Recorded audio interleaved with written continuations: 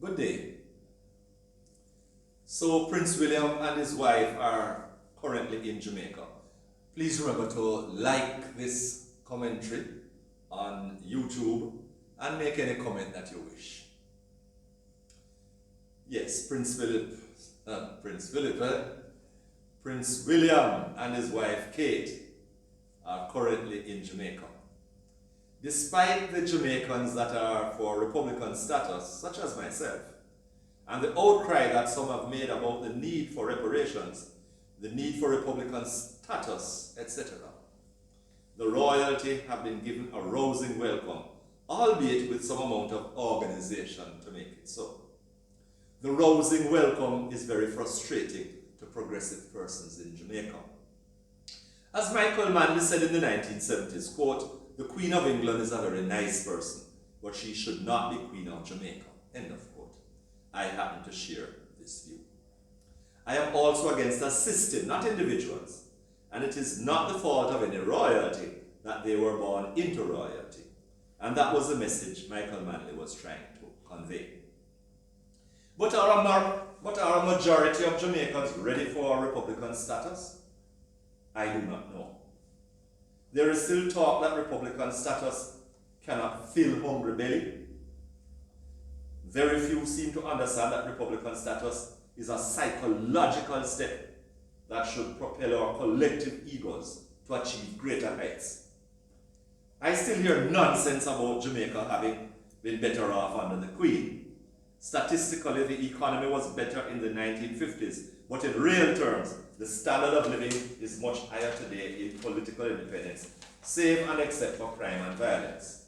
Better housing, better availability of food, better clothing, more water supplies, more electricity supplies, and more material things, household items, cars, cell phones, etc. True, cell phones and computers were non-existent for the most part then, but the economy has to be in a certain shape for the country to afford them, and Jamaica has achieved that. So hats off to both political parties for achieving these things while in government. Although frustrating, I am not surprised at the rousing welcome that the British royalty visiting our island has received. Still, it is best that it is so. The government cannot afford a diplomatic incident, so it had to be managed. No matter which party forms the government, a diplomatic incident has to be avoided. The Queen came here in 1953, 1966, 1975, 1983, and sometime in the 1990s. In 1975, when Queen Elizabeth came to open the Commonwealth Prime Ministers' Conference in Jamaica, Michael Manley, the Democratic Socialist who was Prime Minister then, was on his best behavior. The other reason for the government of whatever party ensuring that when royalty is visiting, that there is a rousing welcome, is that Jamaica's economy depends on tourism. While I do not know how many tourist arrivals there have been of people who came just to see British royalty, I believe that there have been some. What is the basis for my belief? It goes back to August 1993, when Pope John Paul II visited Jamaica. Now, hear me now. Jamaica is not a Roman Catholic country at all. Today, less than 2% of the Jamaican population adheres to the Roman Catholic Church, and I am one of that less than 2%. Indeed, there is a certain hostility, albeit a cold war, not a hot war, no physical violence really, towards the Roman Catholic Church in Jamaica. Pope John Paul II came to Jamaica in 1993, and it was welcomed by then Prime Minister P.J. Patterson, who happens to be a Baptist. Jamaica is not a Roman Catholic country, and we who are Jamaicans and Roman Catholic understand this very well. So, you will look at all of that, eh? But the fact is that some Catholics from the region and the United States flew into Jamaica just to see Pope John Paul II, and that was in 1993. It so happens that this is the way Jamaica makes its foreign exchange, which is needed to buy goods from abroad. Indeed, I have been at pains to tell Archbishop Kenneth Richards, his predecessors Archbishop Charles IV and Donald Rees, that the Catholic Church could help itself and Jamaica by inviting Catholic tourists here to go on retreats and pilgrimages, which would bring in much needed foreign exchange into Jamaica. However, I am yet to convince them. Many will complain about the fixing of the roads and places for the royalty while there are so many other needs. The fact is that first, the country will make the money back by showcasing Jamaica. Remember the cameras that send photos and videos all over the world. Second, if the money was borrowed, the fact is, as unfair as the system might be, that Jamaica can get money to borrow for such things easier than we can get money to borrow for more important things that the country needs. And if the money was borrowed, why not borrow the money and get unemployed people to fix the place, fix up the few roads and whatever else.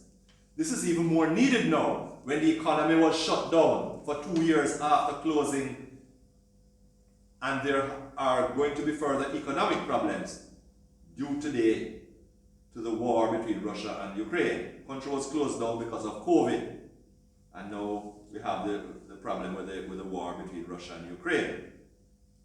I was born the day the Queen came to Jamaica on November 25, 1953. And being a researcher, it is natural to me that I would research all the newspapers of the day to see what was going on around the time I was born. And because of that research, I know that the schools were given a holiday so that the children could go on the roadside and wave small British flags at the Queen. Please remember that we were still a colony. This was less than 9 years before we achieved political independence in 1962. And there was a hue and cry to achieve such status in 1952, yet we were going out and waving at the Queen. St. George's College is a Roman Catholic high school for boys owned and operated by the Jesuits, especially then. These days the sixth form is co-ed. And the Jesuit headmaster in 1953 refused to allow the students to be on the streets to wave flags at the British royalty. And this created anger in Jamaica, a country that does not like the Roman Catholic Church in the first place, and secondly, because they did what they regarded as disrespect for the Queen, especially St. George's. The fact of the matter is that the Jesuits that were in Jamaica were mostly Irish American, with a handful of Jamaicans. And the Irish had their own quarrels with the British as part of its history, which really goes on to this day. But the Jesuits were not mindful of exactly where they were, in a British colony of British royalty lovers, even if Jamaica was fighting for political independence at the time. I believe that this was a reason why there used to be a huge picture of Queen Elizabeth at Emmett Park in St. George's College after that incident. I believe the large picture of Queen Elizabeth was put there to avoid the colonial government expelling the Jesuits from Jamaica. After all, in the history of Jamaica, the Roman Catholic Church was banned for the 136 years between 1655 and 1791. But I did not attend St. George's College. I'm a proud Jamaica College past student, fervent opus in campus. So I am privy to speeches made at JC Old Boys functions. In 1993, Mr. Hugh Small was the speaker at the quarterly luncheon that JC had for old boys at the time. And Mr. Hugh Small spoke of being a small boy at JC when King George VI died in 1952, the year before I was born. The school was summoned by Headmaster Hugo Chambers and told that he had just received the news on shortwave radio that King George VI had died. There were shouts of "Long live the King," and there was also weeping among the students in the assembly. This was 70 years ago, a mere 10 years before Jamaica's political independence, 60 years ago. How much has changed in our attitude to British royalty since then?